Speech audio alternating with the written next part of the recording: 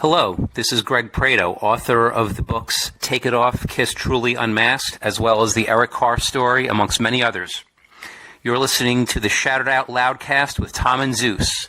Rock and roll! Oh, boy. Here we go. This is Gene Simmons. Put that cookie down, Kiss. Stop pressing the button. Star Brother Simmons. Star? Stanley. Is that what he does? Stop shouting. Really? He's not what you would call a handsome man. Oh, no. Here come the Kiss times. Is that a positive thing? Okay. All right. I'm going to grab me an ice cold mellow yellow. Why? Why do that to the fan? Stop it. Why? Because fuck them. That's why. What are you talking about? 617-525-0850. You do? Hey, fucko. Do you like Kiss? Settle down. Hello. Hey, what's up there, Kiss Army? Tom and Zeus, another episode of Shout It Out Loudcast. Episode 238. Kiss producers. All right, so we've been talking about this for a while. The producers, lots of great producers, lots of producers, who knows? But we talk about this a lot. The production of the albums, the sound quality, etc. So it's about time we rank them, and there's a lot to choose from, so this will be good. We love ranking. Yeah, this is going to lead to a fun discussion, guys. Yeah. And we think you'll like it. And guess what? If you don't, no one cares. Welcome to listeners. Guess what? If you do like it, don't worry. You'll listen on the next Kiss podcast you turn on in a couple of weeks. Oh, my God. I love it. Oh, I love it. I love it. I've been swimming in raw sewage. Yikes. Anyway, so, Tom, what we did last week was we had an interview with our good buddy Brent Fitz. Yes, so we had a great poll. Brent is in a bunch of amazing bands. We love all of them, so the poll was tricky, but that's okay. So we said, which of the following bands that Brent has performed with would you want to see live? The options are the Bruce Kulick Band, Gene Simmons Band, Slash, and Union. Really no surprise. Bruce Kulick Band at 46, Gene Simmons at 29, Slash at 14, Union at 11. I mean, it's Kiss related, so obviously it's going to be a battle between Bruce and Gene, but we love all that stuff. Union is a fantastic album, and obviously Slash's solo stuff is great. Twisted Kister, I've seen Bruce's band and I've seen Slash. I'd love to see Gene, but Union is my answer today. I could see that. Our buddy Steve, this is probably the best argument. With all the deep cuts that they play live, I'm going with Bruce Kulick. Yes. Brad says, he tags Paul and Gene. You should have Bruce Kulick open for the last two shows. What a great way to celebrate history. Yes, we have been fighting for that forever. Who knows? I don't think we're going to get it, but that's okay. Oh, of course, it's been going around the Joey Casada Greek god painting thing, that horrendously frightening picture. As Zeus shared that with everybody. Oof. Our buddy Steve, Dr. 2, great episode, great conversation, great guy, great Kiss fan. Yeah, my way. Woohoo! Oh, our buddy Brad, I love this one. Congratulations on the Lombardi Trophy. You deserve it. I like that. Nice reference there, Brad. Oh, is it? This one made me laugh a lot. John Schaefer. He's making a reference to my mom, my 80-year-old mom, going to see that Kiss Alive tribute band. Yeah. And he writes, Mrs. G, when I saw you walking out of bingo that day I knew I had to have you. Oh, Jesus. Thanks, Being John. fresh. Oh, I love it. That's awesome. That's some good Twitter stuff. All right. On the Book of Face, Kevon Jepson. Giggity, giggity, giggity, giggity. Harley Ray Jepson. Brent is one of the best in the business. Always so nice. I was on stage for a Gene solo show in Chicago, and during the show, he let me take his set list. Had great chats on the cruise, and we sat and talked in the lobby at Creatures Fest last year. Can't say enough good things about him. Number one podcast, hands down, as always. Yeah, Kevin. Yeah. And Thanks, he forgot buddy. to add the part where security had to come and get him off him because he was like humping his leg, probably, knowing Kevin. No, he was too busy humping our legs. Adam Nierenberg, great interview with Brent today. Some hidden revelations, albeit I have to admit that I miss NPR Zeus. Also, I want to give a little thanks to Adam for sending us some good DMs during the week on Facebook, some cool stuff. So, Adam, thank you. I know you're a big fan and supporter, and we appreciate it. Over on our Loudcasters, Carolyn Kelt, top bloke, up for a chat anytime. This was 3 a.m. on the Kiss Cruise Halloween, and she has the photo of her with Brent. Carolyn, nice. She's going to be the 5th or 6th member of the Shout It Out Loudcast Women's Hall of Fame. That's right. Yes. And we got a comment coming up about that a little bit. Oh, later. yeah. And thank you, Carolyn. apparently, I messed up and I called Hal the UPS man a woman. Yeah. Because Nope. I mistook him for Tally Faulkner. Which we'll get to later. Yeah.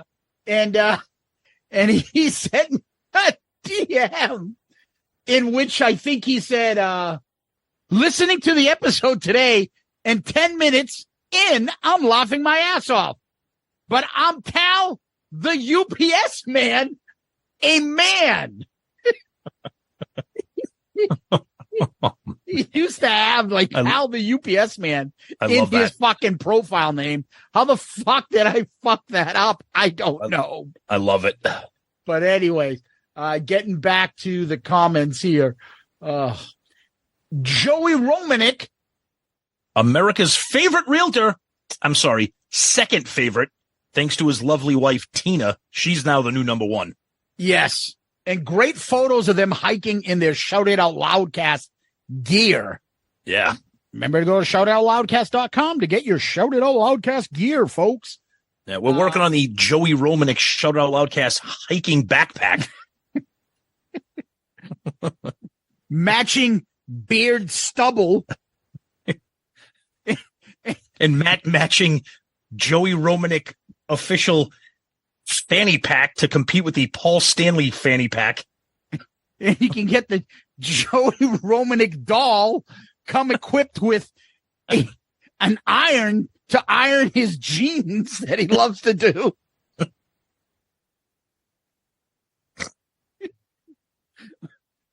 With his Bon Jovi-ish ironed on jeans. Forget about that's going to be the next thing in time for Christmas. Forget about Ken and Barbie. We're getting the Joey and Tina Romanek action figure dolls. You complete with hiking gear.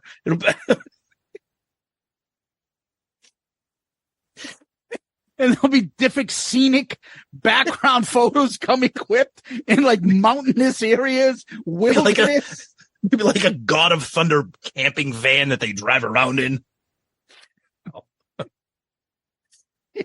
Carolyn boots to wear with his ironed on slacks. Oh, man. I'm just picturing right now. Mom, I wanted a G.I. Joe. No, you're getting a Joey Romanek. Oh, God. Anyways, he says, awesome show. And as the years have gone by, I often wondered at what point would we see retirement community entertainment transition from Frank Sinatra and big band tributes to rock band tributes. Apparently the time is now. Leave it to the villages. I'm wondering how many 80-year-olds will be wearing makeup to the show, Tom. Honestly, all jokes aside, that's actually a really good observation about, like you said, the transitioning from like rock bands or pop bands to instead of like Engelbert Humperdinck playing live. You know what I mean? Like the generations are shifting, so that's kind of interesting. Michael Murphy, great interview, especially the line question about Eric Singer. Yeah. Maybe drunken mean Jericho is right. I guess that's a new character. That's gonna be another product in the Christmas line of Shout It Out Loudcast toys. The drunken mean Jericho doll. You would pull the doll's cord and he sings fucking Paul Stanley tunes from the 80s and gets drunk in your face. Comes equipped with a fully operating laptop that plays My Way vocals only on YouTube. Here's his thing. Hey, have you guys seen this Paul Stanley YouTube clip? I think we just came up with our new Christmas episode. Shout It Out Loudcast Christmas merch. You can put them in any crazy pose. The Whack Pack. The Kiss Hard Pack. Come get your fucking Kevon Jepson. Assume one of his many aliases so he can go on social media. It comes equipped with a flat earth. Comes equipped with fucking post office photos of him. Telling him to stay away from children. We're never going to get through this episode. Oh my God.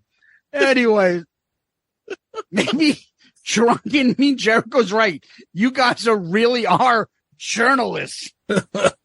Maybe. I don't know. Oh, so you're journalists. No, we're not. Then what are you? I don't know. Entertainers? Oh, okay, Prince. Jesus. Jesus. Oh, no. Jack Pinocchio. God. Here's the Jack Pinocchio fucking doll. Watch him make memes of fucking other people. This was a fun episode. I didn't know anything about Brent Fitz, and I find these kind of interview episodes great, especially hearing someone's point of view of Eric Singer, being as close to him as Brett is. Good comment, brother. Yeah, agreed. Yeah, that was cool. Paul Heider. Snipsy's mustache. Between you guys and Don Cherry's Grapevine podcast, I'm getting all the Bruins content I can stomach. By the way, yeah, you've lost some championships, but you won a few too. We know. Try being a Canucks fan. We'll never win a cup. Love that Brent was a fan of the lunch bucket players. Canucks. Thomas Gradine was fine back in the day, but I was there to see Snipsy, Stan the Steamer Smile. I remember that guy. Darcy Rhoda, Tiger Williams, and Garth Butcher. Well, you did have Richard Brodeur for a goalie for a while. Oh, he was really good. Great stuff, boys. Keep your heads up and you stick on the ice. Nice. Thanks, Paul. Daniel Thanks, Paul. Thanks, brother. Daniel Haller, Houston. Can you add Morgan Freeman telling Sam's, you smoke crack, son? You're a disgrace as a regular feature? Great episode. Oh, God. I want everybody here to look at this slovenly boy. What's he called? Slovenly? Sam. Fair East Side. What was that kid's name with the little pimp mustache? What was his name? Oh, Kid Ray. Kid Ray's getting his ass kicked. Yo, Mr. Clark, someone's beating up Kid Ray. Come get your Kid Ray doll and shout it out loud. Comes with Mr. T starter kit gold chain. Oh, God. The Joe Clark action figure comes with a replica Louisville Slugger baseball bat. Oh, man. Oh. All right. Over on our Instagram page, NHL Talk to kick off and kiss. That was bloody awesome. I don't believe he was mentioned, but a great Finn was Teemu Solani, who scored 76 goals in his rookie season at Jet. We know all about it, Teemu. Great interview with Fitz, and let's make sure that the Shout It Out Loudcast Hall of Fame for the female listeners happens. We need a Jan Terry Award. Oh. That's Mr. Antonio 2005. I don't know if the Jan Terry Award is a positive thing. The heavy side. Excellent episode, guys. You guys are close to becoming my favorite podcast. Close? What, close? What? Oh, yeah, exactly. I don't know about that kind of comment there. The heavy side.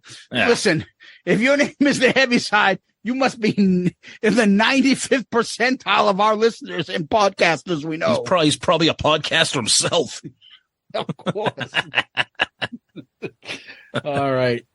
Over on our YouTube page, Tom, Marty White. It must be something for Scrappy Doo Singer to be most technically proficient drummer in Kiss, but be made to play like the worst Kiss drummer. Hold on. My phone's ringing. Hey, fucko, what do you mean worst? Yeah. Peter, I exclaimed like he just walked in the room. Don't worry, you're still my favorite. You gonna post that, fucko? Yes. Gigi, get the car. We're going upstate. I gotta teach a fucko some lessons. All righty. Glam Rock Bandit. I'm so glad that the Eric Singer midget cowboy story got a follow-up in this episode, along with the more of the Gene Simmons Experience event. That funny tidbit aside, once again, what an episode. You guys meshed so well with Fitz here. There wasn't a single dull moment in this interview as a result. That is why I love these interview episodes. You guys bring out these amazing dynamics and moments and guests you have here, and it's always a sight to behold. I also totally forgot about him popping up on Gene Simmons' Family Jewels. This absolutely calls for a rewatch of the whole show in my book. And LOL at the Female Hall of Fame comment. I hadn't realized how few chicks made themselves as loudcasters here. Here's to the loudcaster army growing even more, and maybe being able to count the amount of female listeners on two hands as opposed to one. Glam Rock Bandit, I believe, is a female, Tom. One of the five or six members we got. Great comment. That was awesome. I love that. That was great. Maybe we'll do a female comment of the week from now on. Maybe. This is Akron 5965. Super show once again, boys. This is why we love the show so much. It's like a bunch of Kiss geeks talking shit together. Fitz is a gun muso and seems like a great guy. Super stuff. And we're going to end with this one for me, Tom. And that's What About Rob says, Eric knew who you were and was fucking with you on purpose. All the shit you say about him was probably the reason. I did. I saw that, and I'm like, that would be great if that was true, but I don't know. Yeah. So off the record, we can tell you this, just so you guys can know what it's like on our end here. Sometimes we get told by people, oh, people hear you. Oh, people know. People listen. Yeah. As though making the hint that it's Kiss and all those guys. I don't buy it. Unless I hear it from that person specifically, I don't buy anybody's fucking listen. I don't think Gene listens. I don't think Paul, Eric Singer. I don't think any of them listen. I don't know. But now that we hear people tell us this. We do. And now that we know that Brent Fitz and Eric Singer are like BFFs, there's a chance that maybe Eric Singer has heard, But the chance that Eric heard us and knows exactly what we said and went up to us and goes, hey, guys, check this out. When he was showing it to other people besides us, it had nothing to do with him hearing that we say he looks bored. I don't think we've ever said he sucks or he's a terrible drummer or he's a bad person. Never. The only thing we say is he's better than what he's playing like. He looks like he's fucking bored. Yep. And, Brent defended him and gave his opinion. We loved him for it. Yep. So you can take it for what it's worth. Anyway, Tom, back to you. All right, let's get through some emails here. Our good friend Costa. Big email he sends us. Cool and enjoyable episode. The content is why SIOL is the clear number one podcast for Kiss tards and should be a must listen for any rock fan. Having Brent chat with you guys was awesome. He's well-spoken, humble, knowledgeable, and has played with so many bands and artists that it sent me YouTubing to listen to the music and watch performances that I would never have done on my own. It's the present-day equivalent of discovering a new metal band on late-night Much Music, which was MTV for you guys. It's clear how comfortable Brent felt with you two as he freely shared his thoughts about his bandmates' personalities on the show, especially about Eric Singer. My personal bonus was hearing Brent talk about growing up in Canada, buying music at Sam the Record Man, and of course hockey, from collecting cards to the ritual of watching games on Saturday nights and those classic Jets players Laurie Boschman, Doug Smale. When Zeus piped in about the Montreal-Boston rivalry, it reminded me of the daily arguments between the Habs, the Bruins, and the Nordiques on the bus rides to high school that went nuclear once the playoffs started. Good times. Figured I would share this picture I look at the old Montreal Forum in the spring when they still have the annual Canadiens team pictures hanging. I decided to enshrine SIOL onto the 1986 Stanley Cup team. Take a look at the top right. Yeah. And then he posts then he's got his picture framed without a little bumper sticker right there in the top right. Love it. Costa, you rock, buddy. Thank you. Oh, he's the best. Great stuff. Our buddy Jim Riley, shouted out Loudcast Hall of Famer Jim Riley. That's right. Great conversation with Brent. I went to Bruce's show in Las Vegas in December of 21. As we know, Brent was sick, which was a bummer. Eric played that night. Not a bad, quote, alternate. Brent is awesome. In my opinion, if you YouTube Kiss Crew 7, this is the best sounding Kiss music you will hear with Brent, Todd, Bob, and Bruce. Listen to Turn on the Night with the trading of the guitar solos at the end. Brent is cool and a great drummer. I also knew that you would bring up that midget Western. Thanks for that. I love that story. Yeah, we do too. We'll finish up emails with a good one here from Penelope Red, Zeus. Familiar with her? So, now that you guys got all that hockey talk out of your system, can we expect a Gene Simmons birthday show extravaganza next week? Maybe something creative that an other podcast might steal eventually? I'll be waiting. Bye for now. Well, we're going to be recording our episode with Sonny in a little bit. So I don't know, Penelope. We'll figure it out, right? We'll find out. Dude, we'll find out. That's emails for us. So that's what we're going to do with emails tonight. So we're reading Sonny's emails on the air now? Is that what we're doing? Well, we're reading Penelope Red's email. Oh, is that who that was from?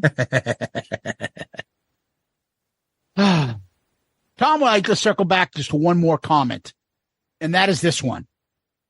It's from Facebook, our Loudcasters group, from a female listener, the great Tally Faulkner.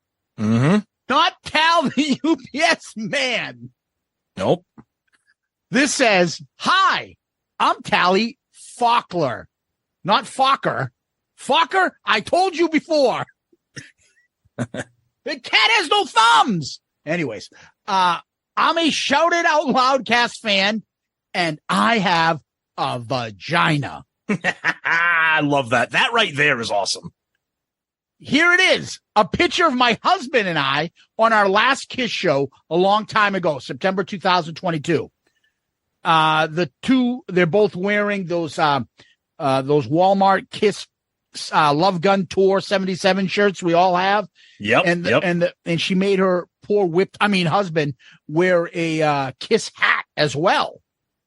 Good looking couple. Anyways, we had front row tickets that night. He is not into Kiss like us, but I even got him to dress up like a Kiss star. And for being one of our best female listeners, putting a photo up and improving the attractiveness of Loudcasters, but 1,000% by putting a picture of you and your handsome husband. Yes. And this is probably that's it, Tom. I've got it. We're going to have a handsome couple-a-thon between Callie and her husband versus Joey Romanek and Tina Romanek. I don't know who's going to win. We'll have that at the end of the year. And they can have a swimsuit competition, a hiking look competition, and a Kiss Hard look competition. I think you may have just come up with next year's March Madness. That's it. We're just going to pair up. Who's the hottest Loudcaster? We're going to have headshots of all you fucking mutants out there. And then the NIT tournament will have like pictures of like Jepsen. And the rest of us podcasters will have our fat heads as headshots. Anyways, Callie, for one of our comments of the year candidates, you and your poor kiss-starred looking husband are comment of the week. Good answer. Good answer. I like the way you think. I'm going to be watching you. Oh, congrats, Tally. I mean, now you could just brag to your coworkers, your family, and friends. It's amazing. You are comment of the week. Thank you. I think they're both wearing matching hot pants as well. Ooh, okay. Right? Okay. I don't know. Or matching leggings. I don't know. Poor guy. I don't know. Poor guy. You look at what a handsome looking couple. Joey Romanek, Tina Romanek, you have competition. That's right. It's on. That's right. Anyway, Tom, what we do next is we give a shout out to our Patreon family. Patreon is where you can come on, join, contribute to the show, and that is with a contribution in one of the 4 tiers. And in return, you get merch, input, video conferences, our one-of-a-kind messaging boards, all sorts of shit that we do, and polls and ARCs and March Madness involvement. You guys are heavily involved in the show. But the most important aspect of it is that you guys help us out. As you can tell, the show is constantly growing. Anybody out there must know. From day one, we have yet to sit back on our laurels and say, oh, wow, we're doing pretty good. We're constantly moving the show forward. And the reason we're able to do that is because you guys help out and pinch in with Patreon. It's a big part, and it's very helpful. So if you like what you hear and you're like, those guys are good guys, go to our Patreon page. You can go to you can go to the website, patreon.com. You can go to the app, Patreon. You search for creators. You put in Shout It Out Loudcast. You'll find us. But more importantly, the easiest thing is go to our website, shoutitoutloudcast.com. Right on the landing page, icon there says Patreon. Click on that. 4 different tiers. Help us out in any way possible. And you will get stuff from us in return, and we'll be one big happy family. The Patreon family is constantly growing, and we really appreciate it. If you're interested, come help us out. It's a big help. Thank you to all our Patreon members. We really appreciate you guys. And come join and find out what all the fun's about. Yeah, like Zeus says, and like we say every week, a huge debt of gratitude to all our amazing Patreons, the long-timers, the first-timers, the newbies. You guys rock. Huge influence on the show and continuing to keep it growing. We thank you so much. And we want to give a individual special shout out to one of the earliest Patreons ever. And that is our good friend, the Taxman, Tony Barone, abcpainc.com, for all that he has done for us on the air, off the air, Shout It Out Loudcast related, personal life related. Anthony Barone, you are the man, and we want to take a few moments here to just shout out, celebrate you, your business, and everything that you've done for us. Yeah, you know how they always say, like, oh, if you're reading some advertiser, like, oh, yeah, who this guy? Oh, that's the guy that's paying us, so we'll fucking say, yeah, Pepsi's the best. All right, next week, Coke is the best. No, this is different. We actually use Tony. We can personally tell you how professional he is. Yep. I'm in Massachusetts. Tom's in New Hampshire. We both use him. He is fucking amazing. Yep. Accessible, personal, knowledgeable, tons of experience. He's the fucking man, and we wanted to give a special shout out. If anybody seriously needs any tax help, that's the guy. He can do any state there is. Absolutely. abcpainc.com, Anthony Barone. Look him up, find him, reach out to him, and tell him you're a Loudcaster, and he'll hook you up. Absolutely. Thanks again, Tony. Tom, what we do next is we go over to Kiss World, where it's crickets again. Yeah, it is crickets. The only kind of news, and this is really, I mean, we call it news because we did see it on a fairly reputable social media page, and that was a Kiss Brazil page. I know they don't really get involved in rumors and things like that, but there is reports, and we haven't seen it anywhere else, so we are, being careful about what we're saying here. But there are reports that Paul and Gene may be shopping the brand of Kiss. One of the information that came out, it says that apparently the Kiss off the soundboard releases and commemorative deluxe editions and box sets are on hold due to a possible sale of the Kiss brand by Paul and Gene. This can have direct impact on Universal Music, the label that holds the band's catalog. Only colored editions of LPs will continue to be released through the official Kiss Online website. The next one will be announced soon. So, couple things here. The next one that's going to be announced is probably going to be Lick It Up because it's 40 years. You'll probably get some black and white swirled vinyl thing, but it looks like the box sets and all these picture disc things, it looks like that's on hold. I don't know anything about the business which allows them to make a colored vinyl, but not a box set. I don't know anything about that. But it does appear that Paul and Gene are pulling a George Lucas and going to try to sell, the Kiss name and not just their catalog. I don't know, but we'll see. And you know what? God love them. The tour is up in 6 months, or not even 6 months, 3 months, 4 months. So who knows? But again, we haven't really seen that anywhere other than that particular website. So. Yeah, Ace is still touring, Tom. Yep. I think he's in our neck of the woods, and he's going to be touring down the street from you. Tom, you got to help me. I'm having a real hard time finding a public restroom in Nashua. Please, you got to give me some help. I know you got a shed over there. Is there any way I can just squat in that little potted plant right there? Please, give me a break. I'm having a really hard time. Sorry, buddy. Do you know any way how to get to the Boston Garden? Dude, your show's in Nashua. Oh, fuck.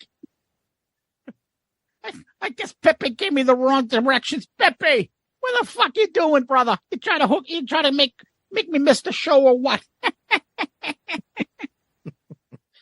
Yeah. He's got a couple shows in New Hampshire coming up. I'm not sure if we can make it. It's going to be tough. I believe our friend Courtney Cronin, Fraley, fucking Kulik Lane, Swede and Simmons, Tweed, fucking whatever.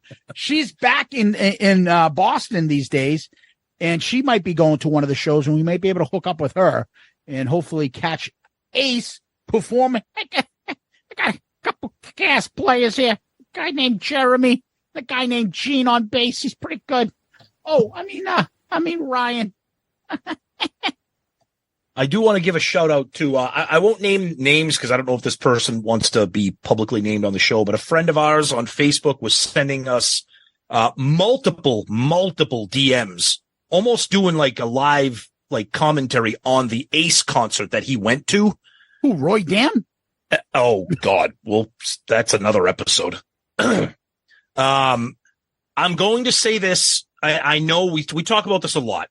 So I'm going to preface this by saying that, seeing YouTube videos, iPhone videos, you have to be wary of that. But what I saw was really, really, really bad. And I mean horrendous to the point where if this was like the Gong Show, he would be getting gonged off the stage. It's really bad. And, if we don't make it to the Ace shows, it's not going to break my heart. I know it would be amazingly in unintentional comedy, but Ace, he's got to go. He's got to go. The poor guy. It's really bad. Yeah. And, it's unfortunate. We want him to do well. We want him to be fucking badass Ace like he used to be. Of course. In my opinion, I don't know if it's because he's been hearing it or something else. From my understanding, Tom, he's singing less. Yes. He's letting the boys sing a little more. Maybe that's correct. It's some of the groundswell. It's gotten back to him and again, we're not putting words in people's mouths. The band doesn't even see him till the show starts. They don't even talk. He doesn't even talk to them. Yep. So somebody had to. I don't think they're the ones. Hey, maybe it'd be better if we sing this. Maybe it's his girlfriend. I don't know. She sees the feedback. I think those live videos from Ace kind of dropped. I know John, his manager, put some up. They're not doing him any favors putting those videos up. Because if you look at it, and I looked at the last few, even that John put up, which is full of fucking Ace Cult members, most of the comments oh my God, this is brutal. somebody has to gotten back to him and be like, hey, you know what? Maybe it might be a good idea to have Jeremy sing Deuce, huh? What do you think? And things like that. So it's a nostalgia act. They're all nostalgia acts. It's nothing to be embarrassed about. Fans will still show up to hear Ace, maybe sing a couple tracks, play guitar and a few things, throw a fucking couple picks out, and support the guy. He deserves it. But him doing the shows and just nobody telling him that it's fucking brutal ain't doing any favors to his legacy. Yeah, and before people start jumping on us saying that we're commenting on a show that we haven't seen, yeah, you're right. However, we're lucky enough to have a lot of perform live about three times within the last 12 months. What I'm saying, don't fucking say that. I know. What I'm saying. So I don't want to hear that from anybody. What I'm saying is we've been lucky enough to have friends out there that have gone to the shows on this current tour and have commented themselves. They're enjoying themselves. They're out seeing live music. They're seeing Ace. But in terms of him, they're saying it is a train wreck. And we love Ace. I'm sorry. There's no Ace cult here. There's no any cult here. We love Ace. We love his era. But it's just, to me, it's just sad. And I don't like to see my heroes be sad. Yeah. And the ones who want to throw out, but what about Paul? The fact that Paul uses backing tracks, either you're okay with it and you go to the shows like we do. Yep. Or the ones that don't are the ones that aren't going to the shows and want to bitch about it and become a fucking stink army. Think of family here, people, and listen. And do their thing, and that's their shtick now, and they have a right to do that. And also, if the alternative to using tracks is getting what you're getting from Ace, I don't know if there's any honor. I don't know if there's any honor in either one, but I can tell you it's no badge of honor to sit there and listen to Ace without tracks. Yeah, it's one of those things that you're like, I think he's using tracks. You're not guaranteeing that he is. You're not saying I'll bet my life in every song is a track. Right. Kind of think it is. And they kind of leave it so there's a little bit of hope that it's not all tracks. So you can justify going to see it. And the rest of the band's live and still fun, still a Kiss show. You can enjoy it. So I think that's why Paul is a little bit less. It was funny because we got into it with a couple idiots that don't even listen to the show. You can tell they don't listen to the show. They don't even follow us on social media. They just came across us. Oh, no, they did. And then they all unfollowed and said, we don't follow you. You don't? No, I saw that you did because I'm like, who the fuck is this person? Yeah. I think that this show is a Paul cult. I love that. Talk about not listening. Yeah, it's okay. We can criticize Paul without bringing up Ace. We can criticize Ace without bringing up Paul. Try it, people. It seems to work with most other people about other subjects. But somehow, fucking Paul and Ace are the two names that you can't talk one without the other. It's ridiculous. Yep. Anyway, I don't think there's much out there except Gene is still doing his auctions out there. So check that out. Mm-hmm. Tommy put up a couple photos. He's vacationing.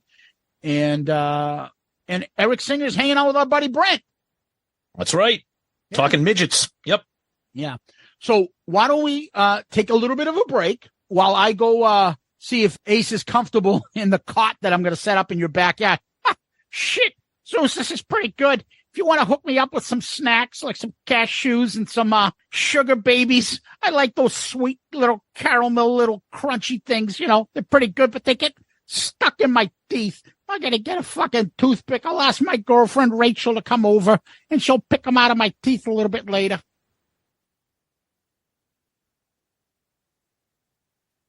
All right, we're back, and I just had to run to the front door because the doorbell rang. My DoorDash came, and to my surprise, Ace is making a few extra bucks while he's in southern New Hampshire. Hey, Tom, I heard you were looking for some Popeye's chicken. I hope you don't mind that 5-piece. It's only a 4-piece now. Don't get mad. You got anything to wipe my fingers? Your doorbell's a little greasy now. I'm going to screw up the cords to now cold chin because my hand's got all finger-looking chicken oil on it. Got honey mustard sauce all over my fingertips. Oh, man. Tom, we're going to talk about producers. Let's do this first. Before we get into it, we want to set up the parameters because everyone's going to be like, what about this and that? You forgot. This could have been a good episode if you did your research. Yeah. I love that. So we came up with 14 names, and these are the people. Okay. So we're going to go chronological. We're just going to mention who the names are. Then we're going to rank them. Okay. 14 groups of producers. Yes, exactly. So we'll the get into first that. one, we're going to go chronological. So Yep. the producers of the debut in Harder Than Hell are Kenny Kerner and Richie Wise. Anybody see Richie? Fuck you.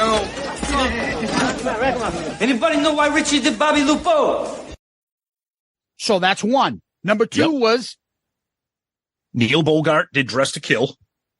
number three. Was Bob Ezrin, who did Destroyer, The Elder, and Revenge. Number four. Eddie Kramer, who did Rock and Roll Over, Love Gun, and Ace's solo album. Mind you, we're not doing live albums or Exactly. compilations or anything like that. Yep. And then number five, we're going to the solo albums. We're up to. Yes. Yep. So for the Paul Stanley solo album, we got Jeff Glicksman with a little bit of Paul Stanley. Yeah, we'll say Jeff Glicksman, but Jeff Glicksman, Paul Stanley. That's another one. So that's number five. Yep. And then we'll go to the Gene Simmons solo album. And that is produced by Sean Delaney and a little bit of Gene Simmons. So Sean Delaney, we're going to call it, even though Gene's got producer credits.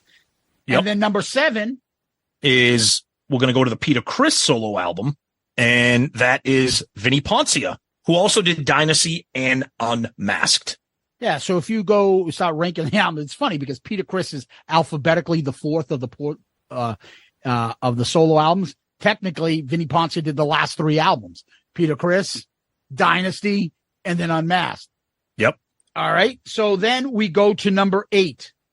You got Michael James Jackson, who did Creatures of the Night with a little bit of Paul and Gene. And then you also have Lick It Up by him with also a little bit of Paul and Gene.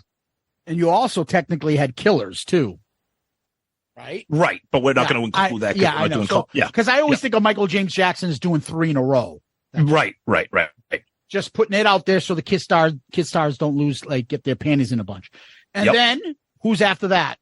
Then we have Animalize, and the sole producer of that is Paul Stanley. And then number 10 is? Then you have Paul and Gene as co-producers for Asylum and Hot in the Shade. And then 11.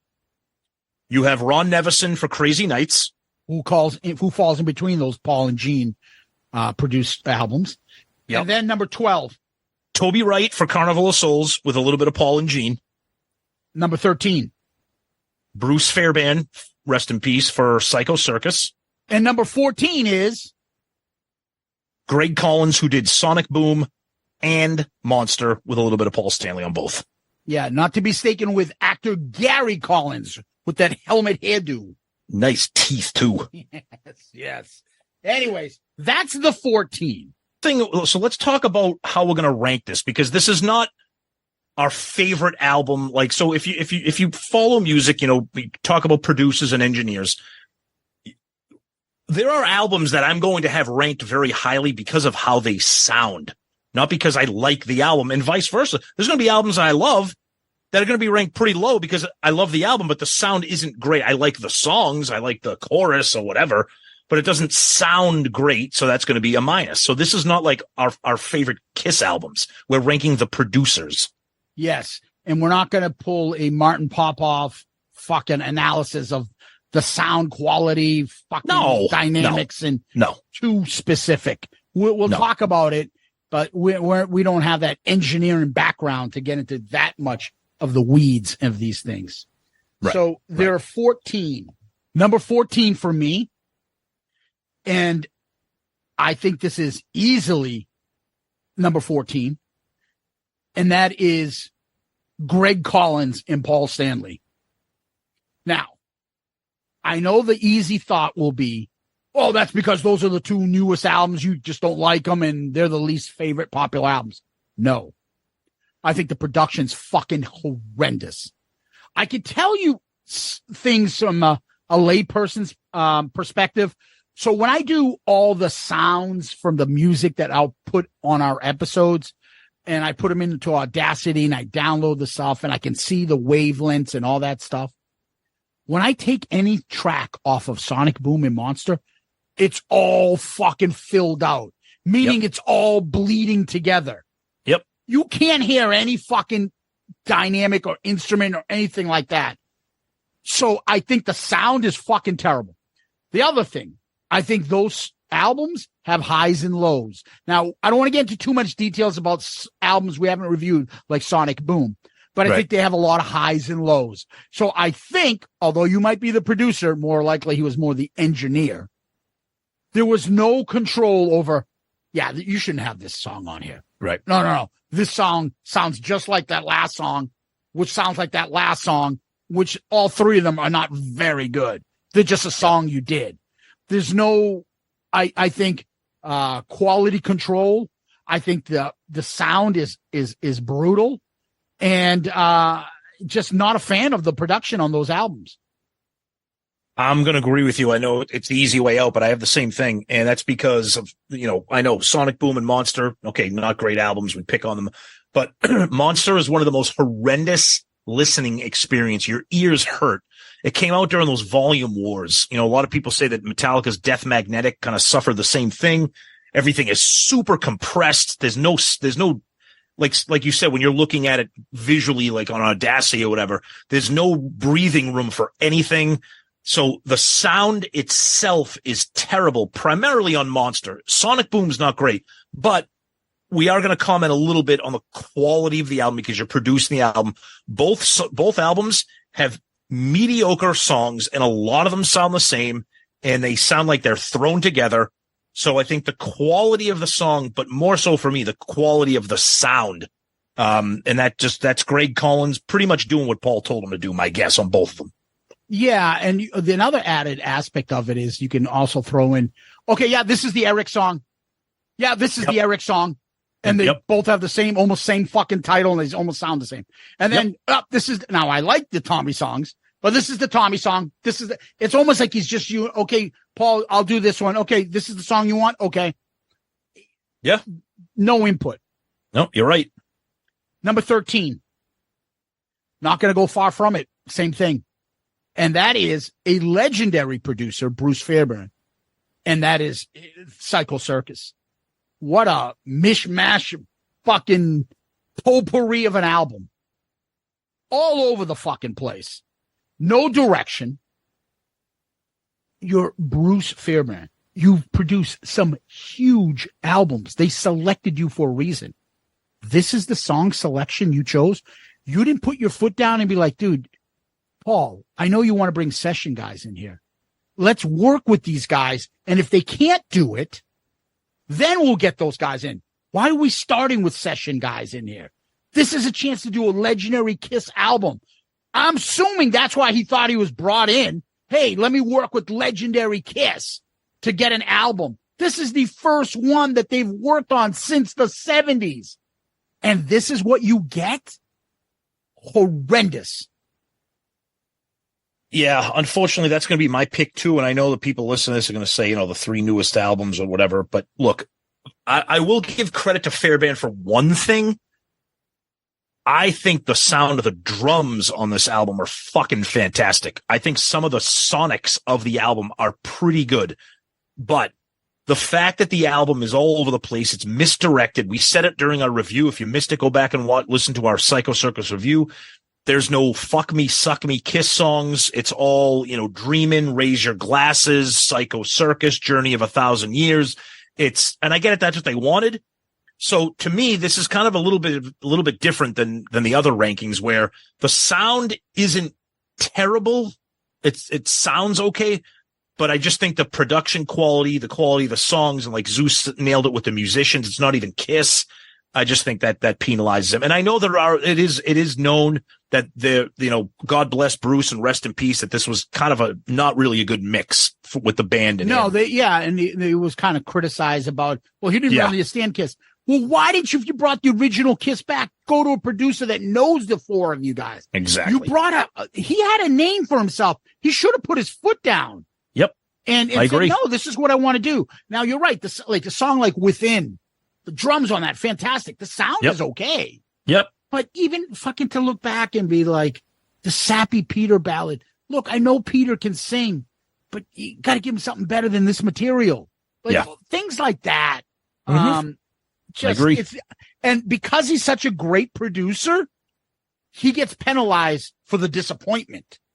Right. Exactly. Yep. All right. Number 12. I'm all over the place on this one. I'm going to go with Ron Nevison and Crazy Nights.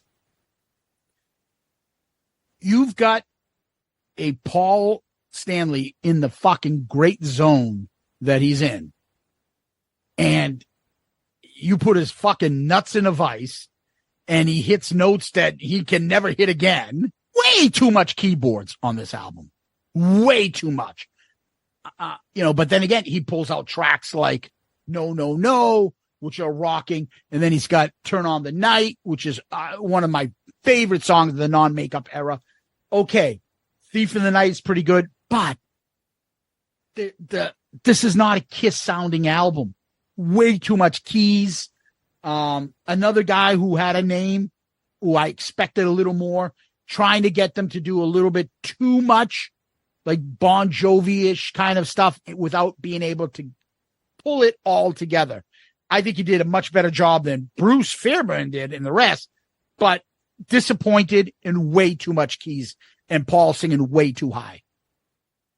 Once again, I'm the exact same. I got Ron Nevison, same thing. Most of the same reasons are, I think most of the songs are great. We talked about that album. We love the album. Some of the Gene deep cuts, Bruce's performance is off the charts. It's incredible. Paul's all over the place vocally, but that's okay. It's the era. To me, it's the keyboards. And I understand keyboards were being used. Okay. You go back and listen to an album like Midnight Madness by Night Ranger that came out around the same similar time period.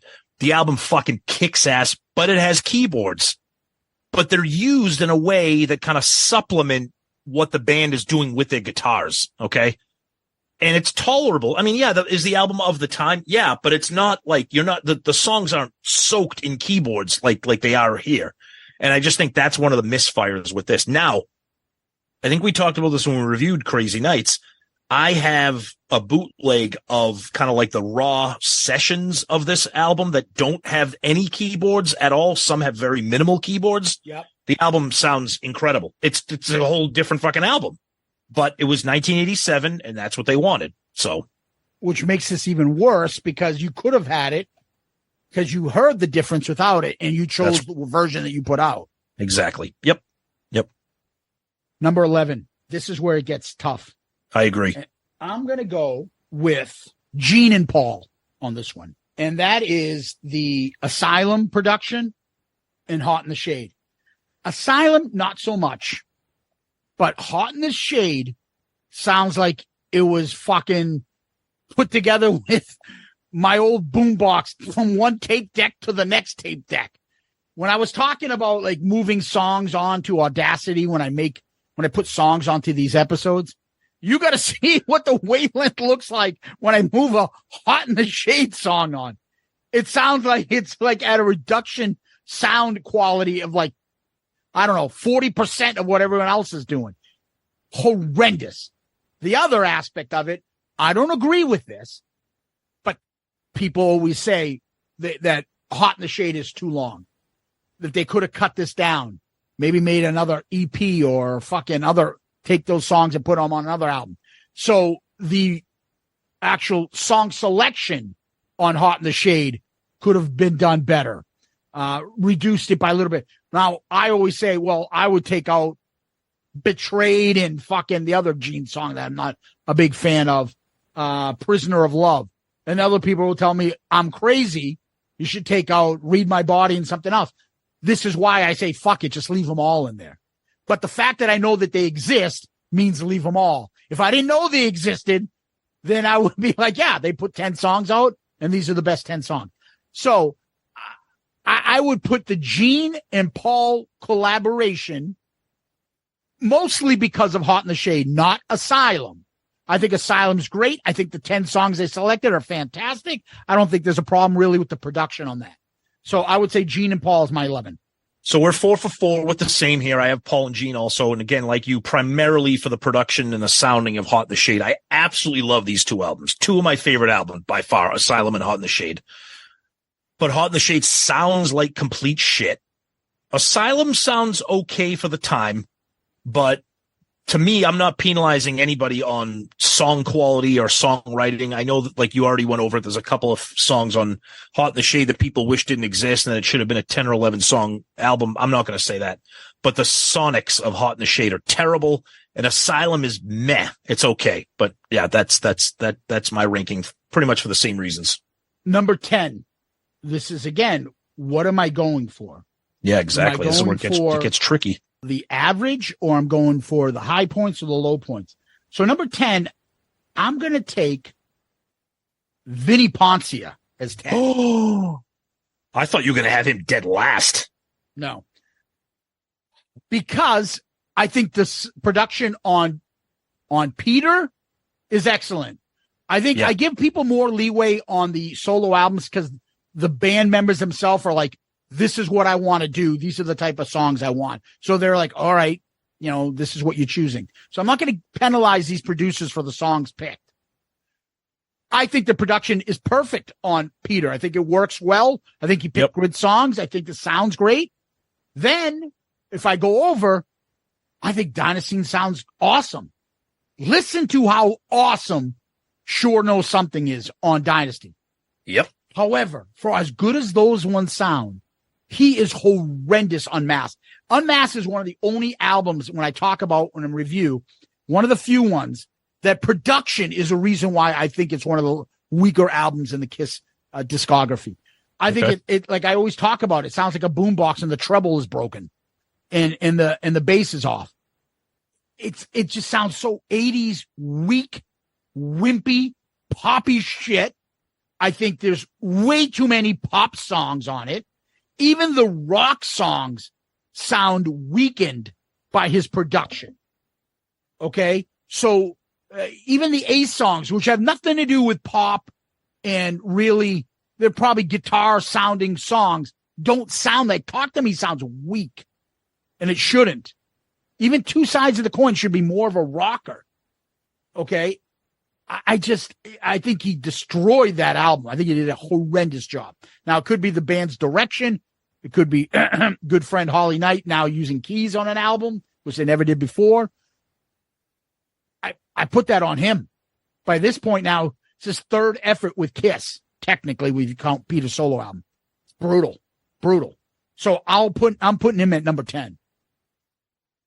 I thought you'd have him lower, but okay. But I don't want to penalize him for the fact of the matter is that he did a good job on Dynasty and Peters. That's why. Right. For me, I'm going with Richie Wise and Kenny Kerner, primarily because of the disaster of Hotter Than Hell. I actually like the very kind of thin production of the first album. I think those songs sound great. I love how Firehouse sounds. Like, I love that. I think it's cool. But there's no excuse for Hotter Than Hell. I know what they were trying for. They were trying for the dark and brooding, Sabbathy sounding thing. But you fucked up a good album with a lot of good songs. And to me, it's just unforgivable. It ruins my experience. I never go back to that album because of that. If I'm going to listen to those songs, I'm going to listen to them on a live or unplugged or a live 3 or whatever. I never put in Hotter Than Hell. And I blame those guys for that. So that's what I have at number 10. All right, we're at 9. Number 9, I'm going with Paul Stanley for Animalize. Song selection, there's some fucking weak tracks there. The production isn't that bad. I don't really have a problem. But if you listen to that album, it does sound very dated, very 80s, 84 era, kind of 85, a lot of speedy, fast tracks. The 2 songs at the end for Gene. Come on, dude. Step that up. He's got to be better. He's got to ask for better songs and material than that. That stuff is weak. Overall, not a bad job. And I'm sure they were trying to cut corners and he was trying to do what the best he could and save him money and be like, you know what? I'll fucking do this when Gene was distracted. So I got to give him a little bit of credit, but still nothing great. And I'm going to go with Paul. Okay. My number 9, I'm going with Sean Delaney. and what he did with Gene's album, which I like Gene's album, and I understand it's Gene's album, so Sean pretty much has to do what he's told. I get that, but ultimately, you let him bring in 4,000 different people, and you let him do a song, like Always Near You, Nowhere to Run, whatever the fuck that thing is called that you like. I'm not going to penalize him on When You Wish Upon a Star. That was a heartfelt thing that Gene wanted, but the album. And again, it's hard to penalize the producers on the solo albums because it's their solo project. But I like most of Gene's album. I really do. But some of it, it's just like the producer, you kind of, and again, I know Gene's like, no, this is my album. I'm going to have Katie Seagal singing backup or whatever. But I'm just going to kind of, Sean Delaney's name is on it. So I'm going to penalize him a little bit. So he's my number 9. Okay. Number 8 for me, I'm going with Toby Wright, and that is Carnival Souls. I think the album sounds fine. I think he could have disguised what they were trying to rip off a little better, but the extra fuzz. Do you think people are like, oh, I need fuzz in my songs?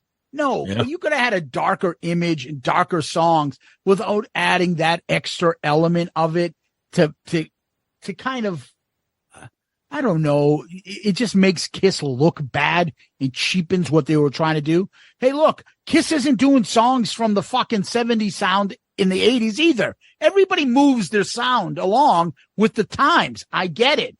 But that was a little too much. And obviously you're bringing the guy that works with Alice in Chains. You're going to get a little bit of that, but I'm sure he could do other people. So just because I produce a type of, album that becomes a big hit doesn't mean I can't do other genres. A lot of great producers do a lot of different bands. Look at Rick Rubin, who he's worked with, and he can bring out great things from everybody in different genres. So I don't really want to say that. I think Carnival Soul sounds pretty good. I think the song selection is a little weak too, and specifically the Paul stuff. But it's not bad. It's not bad at all. He's a really good producer because I love all his Alice in Chains stuff. So I'm going to go with Toby at number 8. Okay. My number 8 is Paul Stanley for the reasons you mentioned with Animalize. Not to mention, plus we're getting to the point where we're getting to the real meat of these producers. So it's kind of tough to, but for what you said with Animalize, I mean, I'm not going to really penalize him too much on the dated sound of it. I mean, it was 84. That's what people were doing, but, it's, I guess Paul falls in at number 8 for lack of there's really no one else that deserves to be this low. What's funny is he gets worse as he goes along. Oh, no doubt. Oh, absolutely. The albums he does that he has production credits on get worse. The production. Put it this way. I wish Monster sounded like Animalize. Yeah, I would. I'll say the same thing. And then he goes along. And the one other thing I forgot to mention about the whole Hot in the Shade, Gene Simmons, Paul Stanley collaboration, they used all the fucking demos. Like, exactly. Come on. You could have cleaned that up. Yep. Yes. Yep. It adds to it. And then he goes from Hot in the Shade, then he goes all the way down to Sonic Boom, then Monster sounding. He got worse as he fucking produced more. So, all right. Number 7, Tom. And I'm going to do the same thing as you. I'm going to go with Sean Delaney. And I like Sean. I love his impact on Kiss. And again, the only thing really I want to penalize him for is, come on, dude. Rin Tin Tin is going to come on. At what point do you put your fucking foot down? That's my point. But if you listen to the production and the quality, and he's got these great backup singers and these soulful voices that do, I'm burning up with fever. I think that's great. Yeah. The only other thing I would say is, like, listen to even the track that Gene is like emotionally invested, and that is When You Wish Upon a Star. He even has that like that Disney little like beginning stuff. Yeah, like that's pretty cool. He didn't just have Gene sing it. Go. Right. Like he added that flair into it. So I think it's not bad. I'm at 7 now. We have 14 halfway through. I don't think it's a bad job, but we got to put these somewhere. Right. I agree. So number 7 for me, I'm going with Jeff Glicksman, the guy that produced Paul's solo album. Honestly, it's because we're getting to the heavy hitters here. And, honestly, I'm just going to give him shit for having Hold Me, Touch Me on this fucking album. I know it's Paul's album and he didn't write it and he didn't perform it, but You should have just been like, Paul, no, we're not doing this. The album sounds good. It sounds of the era. I mean, we're on record as saying how much we love that album itself, musically and song wise. So again, I don't really know if I'm penalizing him by putting him at number 7. It's probably actually a compliment to have him at number 7. But yeah, that's where I have him. That's where I have him at 6 as well, Tom. Okay. Same thing. Horrendous decision to have Hold Me, Touch Me. And then whoever's decision was, I don't think it was him. To fucking have that as the only single from that album is even worse. Exactly. It's too bad because songs like It's All Right, Tonight You Belong to Me, Take Me Away, great production values on those. I think Paul's album sounds great. You got to put him somewhere. So I'm going to put that at number 6. Okay. My number 6 is Toby Wright, Carnival of Souls. We haven't reviewed it yet, so I don't want to say too much, but kind of along the lines of what you said. I mean, look, when you hire an Alice in Chains producer, you're going to get an album that sounds like Alice in Chains, or at least similar to it. It was that era. It was that grunge era, the distortion, the fuzz. That's what you get. That's Alice in Chains. That's grunge. My bigger complaint is not necessarily the sonics of the album, but some of the songs and the construction of the songs are just, again, I don't want to say too much because we haven't reviewed it, but I'm not really going to penalize him too much on the sonics of the album, more so the actual kind of songs themselves. Yeah, at this point now we're nitpicking. Exactly. So I agree. Yep. We're not musicians or producers or engineers to be able to pick out the differences. Yep. I'm sure Martin Popoff can do something like that for you, but this is where we're going. All right. So I'm at 5. Top five here, buddy. So number 5 is going to be the debut Kenny Kerner, Richie Wise. And again, I know Hotter Than Hell, the sound quality, it's legendary for being muddy and all that other stuff. But for as bad as that is, they still brought out all that greatness in debut album. Yep. And the debut album is so good that even the production horrendousness, even the horrible production in Hotter Than Hell balances out by the great job they did on the debut album to bring out that sound in 1974 in those songs. I mean, listen to Deuce, 1974, how good that sounds. So I know it's easy to shit on Hotter Than Hell. I still love the songs there. I still want to play them. But they do need to be penalized. But their names are on the 2 legendary albums. So yes, they're going to get a little bit of a lot more slack than the production slip up of an album in, 2012, like Monster. Right. All right. Number 5 for me. Sorry, Bob Ezrin. The Disaster of the Elder. We have not reviewed Destroyer yet, but some of the things he did with that, with some of the session players, some of the just silliness with some of the orchestra and this and that and Great Expectations and Flaming Youth, kind of weird, whatever. And I love Revenge. And that's kind of he saves his ass with that. Cause if it wasn't for Revenge, he probably would have been lower than this. The albums sound good, like in terms of like drums, bass, treble, thickness, fullness, like Destroyer, like Detroit Rock City, King of the Nighttime, where they fucking sound incredible. But just all of his little dabbling with all of his bullshit, and especially on the Elder. And I always think about like the breakdown and I Just Wanna. Like, what the fuck are you doing? This song rips, and then you just do this? What are you doing? That's just, you ruined a good song with that breakdown. So look, I know he's a legend, but no. He's 5th, which, again, not bad. You're top 5. Wow. I'll leave that alone. Yep. Number 4 for me is Neil Bogart. For him, the record label owner to be number 4 is amazing. Yep. Dress to Kill sounds great. He came in, talked to them, which is the other big part, what a producer should be doing. A collaboration. We need an anthem. Now, whether you can say that as the producer did that or as the record label, like, fucking guys, I need you to come up with something. He should get some credit for that. The anthem that still gets played gazillion times over. Yep. You know, he put the bug in their ear about that stuff. The production's great. The songs are great. I got to give him credit. And for the fact of when you least expect it, he should deserve some praise. He's number 4 for me. He's number 4 for me too. And that's one of the things I absolutely love about Dress to Kill. It's such a poppy, snappy album. The songs are, it's one of my favorite Kiss albums. I love it. I love the way everything sounds. It's got a little bit of a punch.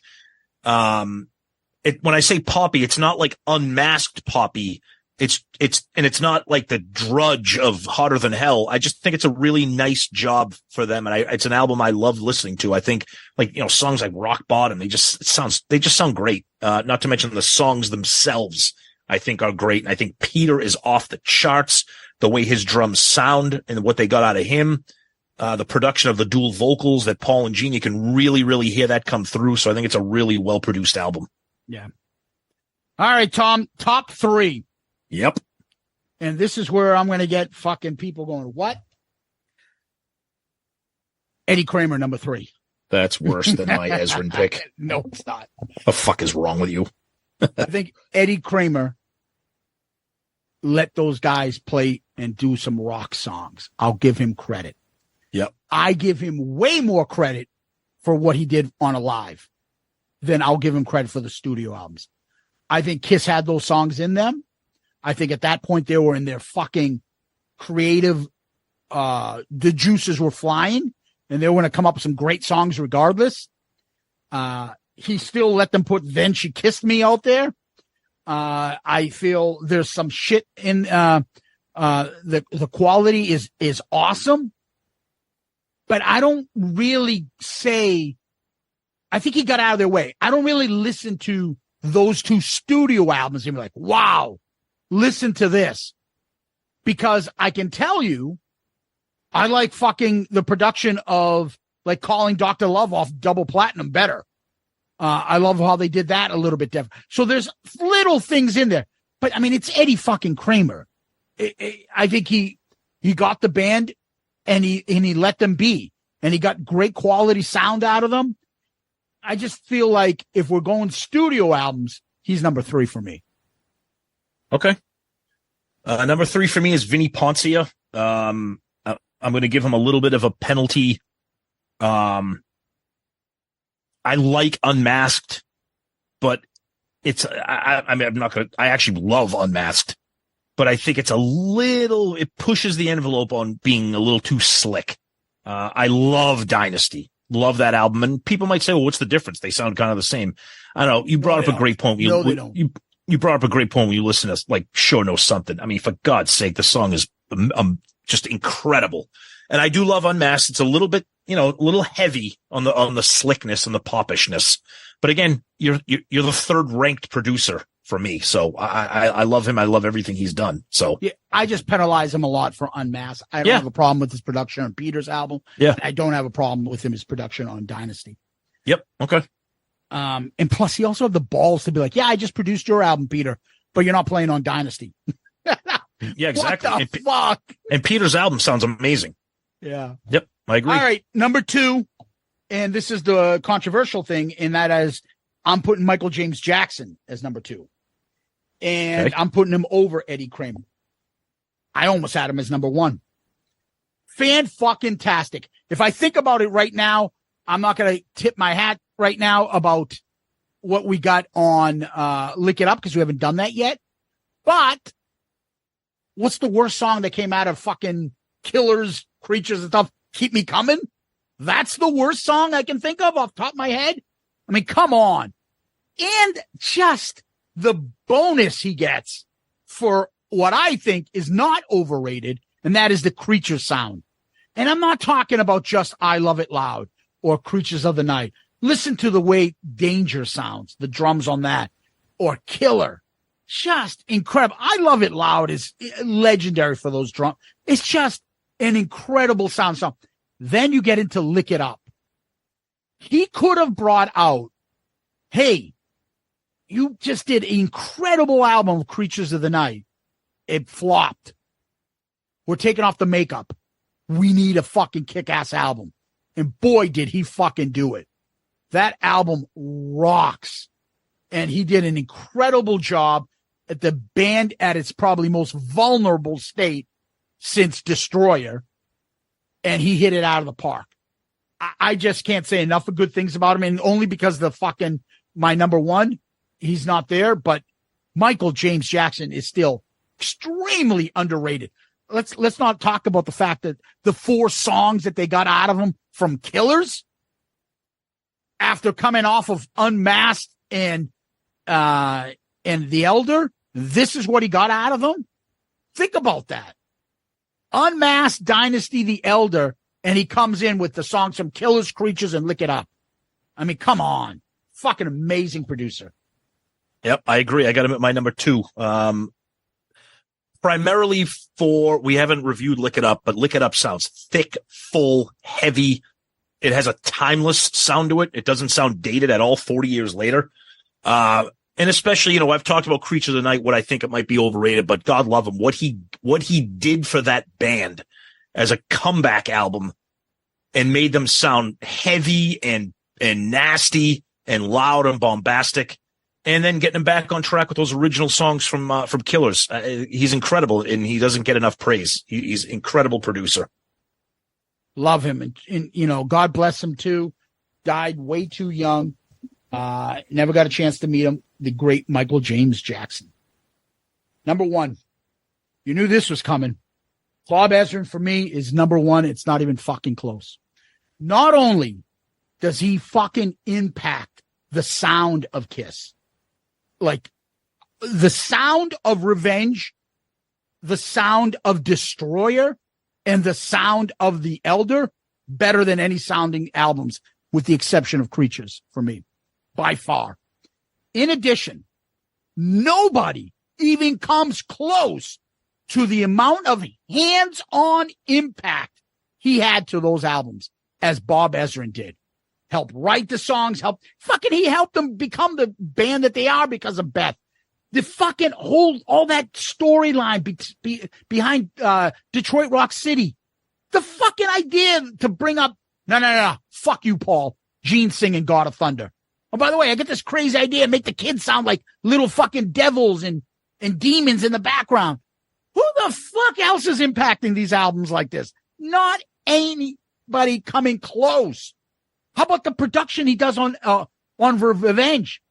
Everybody talks about that. How the Kiss came back with Revenge. The songs, he had an impact on those songs, all of them.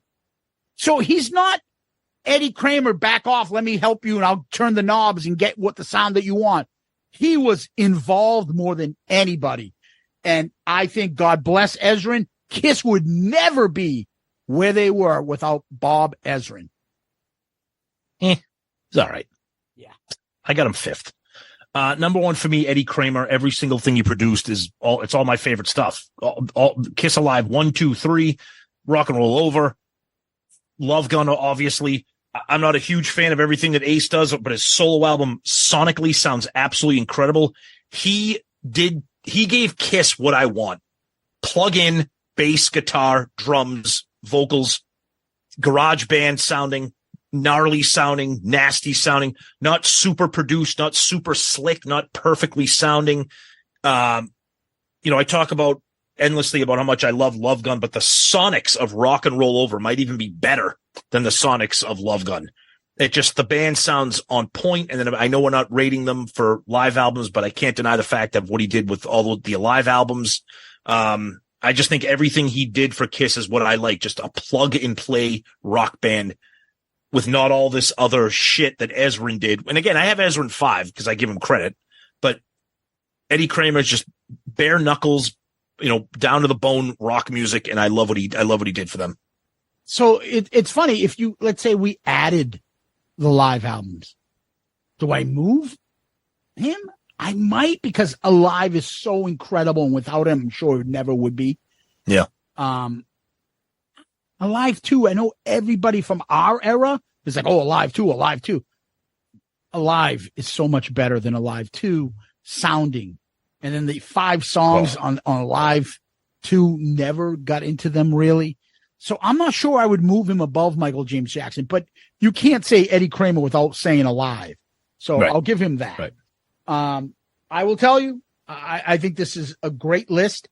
I think once you get into like 7 or 8, all good producers, wouldn't mind them producing anything. But once you go 9 through 14, you're taking a chance, especially if you go like, 11 to 14. You're like, I agree. I agree. The top half of these lists is great, and the bottom half is there's a reason why there's a ranking system here. The bottom of this list deserves to be at the bottom, and I don't think it's a coincidence that the bottom half of the list is, probably the bottom half of the catalog if you're ranking them too. I mean, it could be a coincidence. Maybe we're being unfair. I don't know. Yeah, I guess so. But some of these albums I would have higher. Asylum, Crazy Nights. I think it would be higher than some of these other albums. Like Gene, Look, we have Gene's solo album as number 7. At least I do. I have it number 9. Right? Yep. And I like Gene's album. Yeah, but I wouldn't have it as fucking even close. It's one of the weaker albums out there. Right. I know what you mean. This is all Kiss relative. So Yeah. I mean, I think the production does have something to do with it. So I think we were pretty fair in our analysis. And it's all subjective. What do you like? What don't you like? And do you penalize people if they did more than one and one of the albums is not as good as the other? Man, that's why Kiss discussions like this are fun. Music discussions. Absolutely. Fucking, in 1978, Cream Magazine wrote an article about Gene, about his belt buckles. And we're going to talk to the right. Like, this is what fucking fun is about. This is what we love. These fucking discussions. Yeah, getting deep in the weeds of being a Kiss tard. This is what it's all about right here. I love it. And these are our favorite producers. Anyways, we hope you guys will put out what you guys think are the best producers and worst. Rank them. There's only 14. Put in what you want, and we'd love to see what you guys have to say. Yep. So, Tom, what we do next is we go to question of the week. You got something? We do. We got one from Twitter from Roland. Roland. Put your boss on. I'll talk to him. Put your boss. I'll talk to him, Roland. He says, it's now 6 months after the Doc McGee incident. What's your take on the aftermath or lack thereof? So is he talking about our buddy Tim? Yes. I'm assuming that's what I'm guessing. Sink and Stanley here, people, and listen. Think of Stanley here, people, and listen. Yeah. So Tim is fun guy. I like him personally. I do. Oh yeah, of course. We have discussions this week, actually, Tom. As a matter of fact, he put something up, and I was just like, dude, like, what the fuck? It's nothing to do with Paul, and you got to go there every single fucking time. And it's kind of hypocritical that you bring this shit up all the time, and it has nothing to do with it. But that's Tim. He's got a fucking brand now, and he wants to always put out his brand, and we wish him the best because I think personally, I think he's a good guy. He knows he's fucking off his rocker about this stupid fucking sinking Stanley. Listen, some of it is funny. No, I can't stop laughing. I know a few people out here don't like that we let him post on our show. I don't give a fuck. When people have come after us about some stupid shit, Tim was the first one to defend us, and we'll defend him. There's stuff where we don't agree with, and he gets it. If we take it off, he doesn't hold any hard feelings against us. He understands. So now, to what I think about it, I think Paul, Gene, and Doc are running out the clock. Let's just wrap this up, boys. We're almost there. We'll finish the show afterwards. Do whatever you want. They're not going to fucking get into more trouble or do anything like that. I think Doc was probably told, shut the fuck up about that. But I think they're just running out the clock. They don't want to end on bad terms. Too much known about every person. Like, everybody knows too much dirt about the others. So, yeah, I think they're running out the clock. And I also think that they're doing what the Kiss brand does, which is don't comment on something and hope it goes away. For example, have you heard one word from the Kiss camp about the cruise? No. And guess what? No one's even talking about it anymore. They gaslight us into forgetting about shit. So the cruise gone. No one even I don't even hear any murmurs of it on any Facebook groups anymore. This whole thing, silence is golden. Don't even talk about it and it'll go away. And they do that all the time. Like off the soundboard stuff. We haven't gotten an official thing from them about, oh, sorry for the delay. We know you guys it just goes away and you never hear about it ever again. And that's what they do. And it works for them. Yeah. Well, so great question, Roland. Roland. All right, Tom, where can people find us? Go to our website. Go to him. Go to him. ShoutItOutLoudcast.com. That's the place you can find everything you need there. All of our episodes, Shout It Out Loudcast, ARC, Zeppelin Chronicles, Dorm Damage. You can find links to all of our social media, Twitter, Facebook, Instagram, YouTube.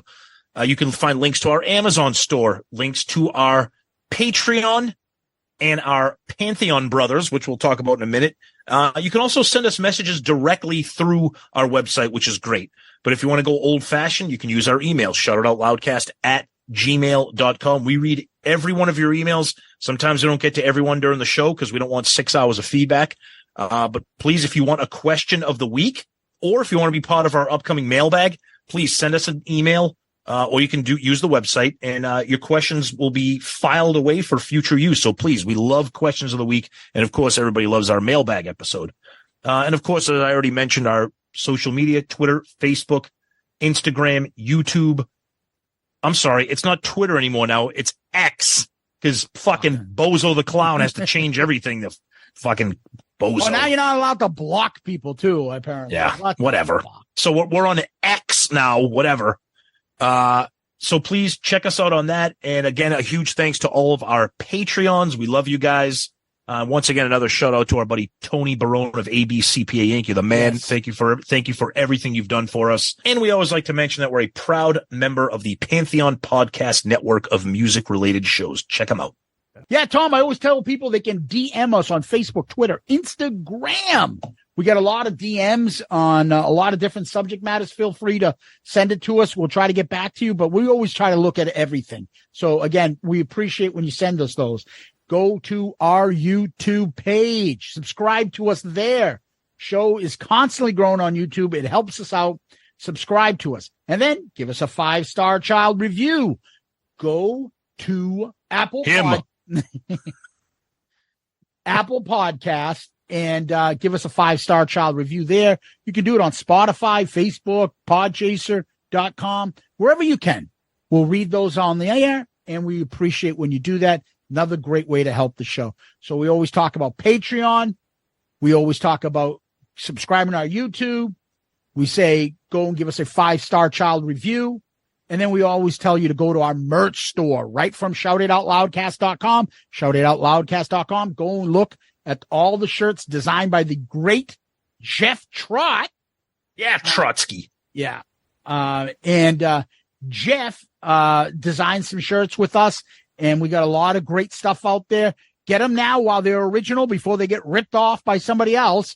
And and you can find it at shoutitoutloudcast.com. You'll see the part that says merch. Click on that. It'll bring us to our Amazon store. And you can go to the Amazon store and purchase things there. That helps us out tremendously. Yes. All these things are great ways to help us out and grow the show. And I'll repeat the email, shoutitoutloudcast@gmail.com, shoutitoutloudcast@gmail.com. Continue the support, guys. We really appreciate it. And we like to thank you guys for everything you do for us. And we always end with famous last words. You got any? Oh, I do. In honor of Eddie Kramer. The radio was playing. Her fingertips were straying. Her mama didn't know she was there. No. Well, I'm going to pick a song by somebody that, he was number 10 for me. Okay. I've been up and down. I've been all around. I was mystified, almost terrified. But late at night, I still hear you call my name. Fish. You. King. Puke. Pukes. Tom, Loudcasters, Kiss Army. Thank you. Guys, you're the best. Thank you so much. And Zeus, as always, my friend, thank you. Peace out, Girl Scout. Anybody seen Richie? Huh? I'm gonna keep coming back until somebody remembers seeing Richie.